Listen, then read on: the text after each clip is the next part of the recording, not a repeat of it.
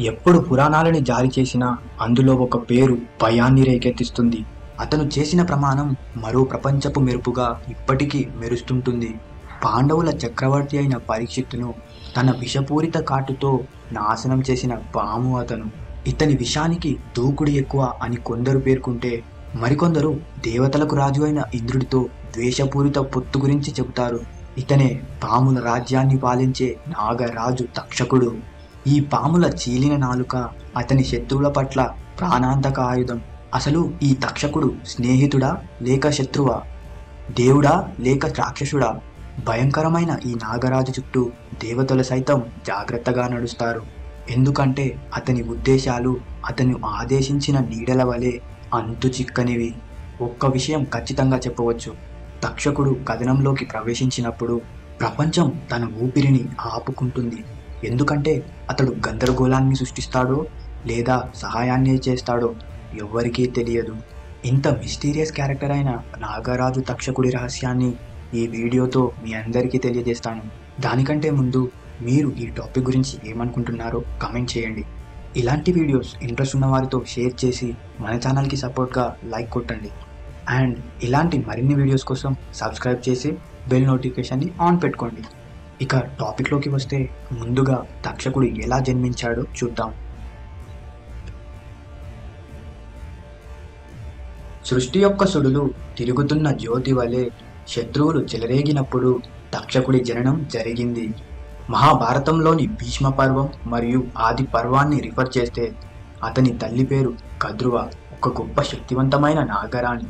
తన సోదరి అయిన వినతపై అసూయ కలిగి ఉంటుంది. వీరిద్దరూ తమ తమ పిల్లలు అమరులుగా ఉండాలని కోరుకుంటారు.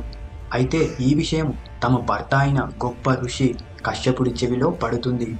ఆశయానికి ఆజ్యం పోసిన కద్రువ ఒక కుటిలమైన పన్నాగాన్ని పన్నింది. ఆమె ఒక మోసపూరితమైన పందెంతో వినతను సంప్రదించింది.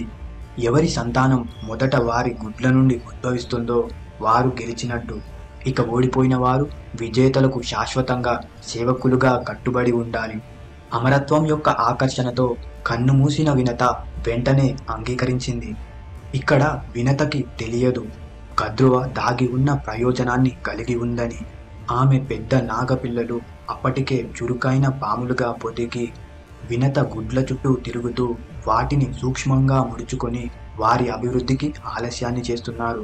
ఇంతలో కశ్యపుడికి తెలియకుండానే కద్రువకు అనుకూలంగా తమ సొంత గుడ్లకు వెచ్చదనం వ్యాపించి వాటి పొదుగును వేగవంతం చేసింది. ఈ పగిలిన గుడ్ల నుండి అనేక శక్తివంతమైన నాగులు ఉద్భవించాయి. వాటిలో తక్షకుడు కూడా ఉన్నాడు. పాము విషంలా చేదుగా ఉన్న నిజం ఆమె మిగిలిన గుడ్లు పగిలినప్పుడు వినతకు తెలుస్తుంది. 2 అద్భుతమైన జీవులు ఉద్భవించాయి. పక్షులకు రాజుగా అవతరించిన గరుడ మరియు సూర్యదేవుడి రథాన్ని నడిపించేందుకు ఎంపిక చేసుకున్న అరుణ. వీరు బలవంతులైనప్పటికీ వారు పందెం యొక్క క్రూరమైన కట్టుబాట్లతో బంధింపబడ్డారు. కొత్తగా పొదిగిన తక్షకుడితో సహా కద్రువ పిల్లలకు శాశ్వతంగా సేవ చేస్తారు. ఈ విధంగా తక్షకుడి జన్మ తన తల్లి అల్లిన మోసంలో చిక్కుకుంది. ఎప్పటికీ ఒక ఉపాయం యొక్క విజయం మరియు శాపం యొక్క బరువుతో గుర్తించబడుతుంది. ఇక ఇప్పుడు పాండవులకు తక్షకుడికి మధ్య జరిగిన రైవల్రీని ఇప్పుడు చూద్దాం. కురుక్షేత్ర యుద్ధం తర్వాత పాండవులు రాజ్యాధికారాన్ని పరీక్షిత్తుకు అప్పజెప్పి మహాప్రస్థానానికై తమ జీవితాలను విడిచిపెట్టి వెళ్ళిపోతారు. ఈ విధంగా కలియుగంలో భారతదేశానికి మొట్టమొదటి చక్రవర్తిగా పరీక్షిత్తు మహారాజు పట్టాభిషిక్తుడవుతాడు. పరీక్షిత్తుకు వేట అంటే చాలా ఇష్టం. తరచుగా వెళ్ళేవాడు. అప్పటికే కలియుగం ప్రారంభం అవడంతో పరీక్షిత్తుపై కూడా కలి ప్రభావం ఉంది. పరీక్షిత్తు తాను రోజూ వెళ్ళినట్టుగానే ఒకరోజు వేటకు వెళ్ళినప్పుడు తన బాణం నుండి ఒక జంతువు తప్పించుకుంటుంది. దానిని వెతికి వెతికి అడవిలో అలసిపోతాడు. అలా అలసిపోయిన పరీక్షిత్తు పక్కనే ఉన్న ఆశ్రమానికి వెళ్తాడు. అక్కడ శమీకుడు అనే ఋషి తపస్సు చేసుకుంటున్నాడు. పరీక్షిత్తు ఆ మహర్షి వద్దకు వెళ్తాడు. నా గురి నుండి తప్పించుకున్న ఒక జంతువు మీకేమైనా కనిపించిందా అని మహర్షిని అడుగుతాడు. తపస్సులో ఉన్న కారణంగా ముని పరీక్షిత్తుకు ఏమాత్రం సమాధానం ఇవ్వడు.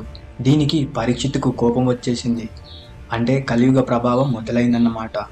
అక్కడ పక్కనే ఒక చచ్చిన పాము ఉంటే దానిని తన బాణంతో తీసి మహర్షి మెడలో వేస్తాడు. తపస్సులో ఉన్న కారణంగా మహర్షి అక్కడ ఏం జరుగుతుందో తెలుసుకోలేకపోయాడు. అలా చచ్చిన పాముని మెడలో వేసి పరీక్షిత్తు అక్కడి నుండి వెళ్ళిపోతాడు. ఈ సంఘటన జరిగిన కొద్దిసేపట్లోనే మహర్షి కుమారుడైన శృంగి ఆశ్రమానికి చేరుకుంటాడు. అక్కడ మెడలో పాముతో ఉన్న తన తండ్రిని చూసి కోపానికి గురవుతాడు.